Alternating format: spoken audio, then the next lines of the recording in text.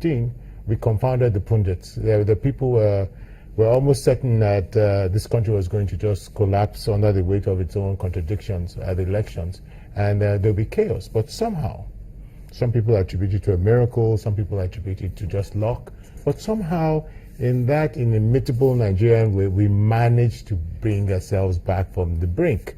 And so we've set the precedent. It is now possible to change bad leadership. But the question now is, beyond elections as an event, there's the entire process of governance, right? We tend to focus on this quadrennial event, which are called elections. But the hard part is actually governance. So we've done part 1.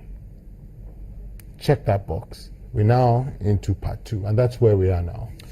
There were a lot of events prior to the 2015 election, which were something like a build-up to the 2015 elections. We had the 2014 National Conference, where Nigeria became 100 years after amalgamation. Yeah. So a lot of issues were building up to the 2015, and the predictions on the minds of the back of the minds of many Nigerians about Nigeria's breaking up and all of that. 2015 looks so much like a peak of it. Yes, absolutely. But again, in the eyes of the world, 2015 election, what do you think that the world saw about Nigeria? And what, again, on our own side, what did we see about ourselves that made that entire That's an interesting question, change? because we're looking at it from the outside and looking at the world. I mean, on the basis of us empirical data and objectifiable facts, right? Nigeria was heading for a collapse. That is what the world saw, and they predicted so. And it was based on reasoned assessment and analysis of the socio-political status of the country, okay? But what Nigerians saw was not exactly what the world saw in Nigeria, and that's the way it should be. We should have a clear picture of our own vision, of our own trajectory as a country, right?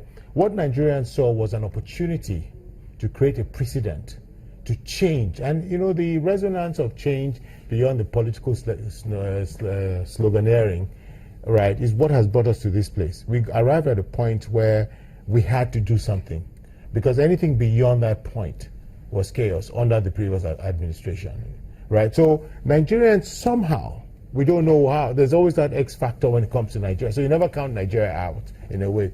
So we have this particular magic to getting out of trouble. I don't know how we do it, right? But the thing about it is that we were always resolute in most of getting out of but that is the tough times. That is the essential Nigerianness that we now have to explore and standardize, right, and put into institutions and processes.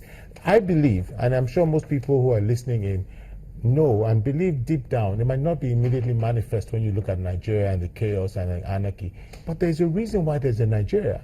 There's a reason why you have perhaps the greatest aggregation of black people in the world in this country that has defied all the odds. If you look at it historically, it was not designed to succeed as a country. I mean, if you're going to take a clinical, historical look at the birth from the onset, yes. But somehow we modeled our way through a civil war, we modeled our way through various crises, and it's not possible that there cannot not but be a reason for Nigeria to exist. And that is where we are now. Okay, having done that, right, on a sustainable basis, how do we keep this alive? It's much more than just an indomitable Mr. Ladna, let me remind so many Nigerians, millions of people who may be watching right now, some of the events.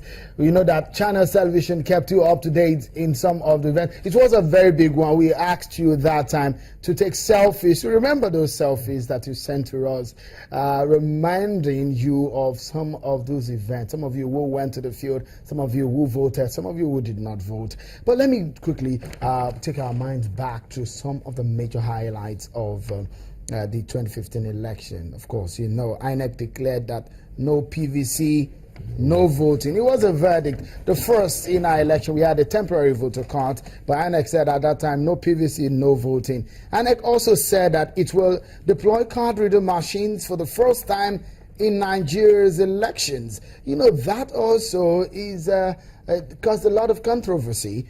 And sometimes before the election came, the NSA, then Konesambo Dasuki, retired, hinted on the need to postpone the election in its speech at the Chatham House in the UK. And a lot of people are asking why. We are ready. And security situation, of course, those were the reasons we were given, that some parts of the country are not just ready. Security, talking security in security sense, they're not ready for the exercise. Then the then President Goodluck Jonathan and other candidates, including Muhammadu Buhari, signed a peace accord to assure of a peaceful conduct. And you remember that picture. There you go, where the, two men hugged, and they said that they would talk to their candidate to make sure that the elections were peaceful.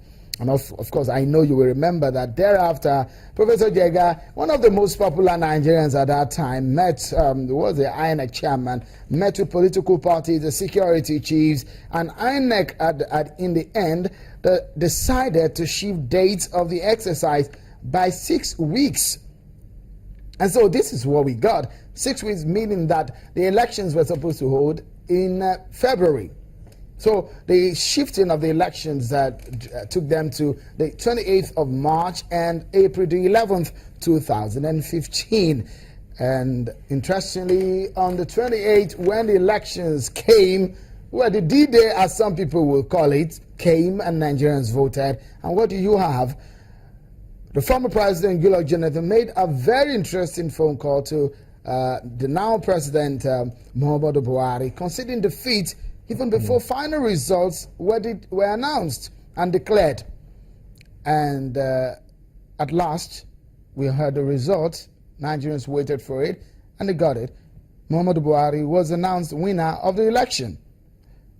Now, let's take a look at the figures of that election for you. Now, Muhammadu Buhari of the APC got the total votes of 15,424,921 votes to emerge Nigeria's president from the 2015 general elections, and is immediate runner-up in that exercise. That's the former President Goodluck Jonathan garnered 12,853,000 votes, 162 votes.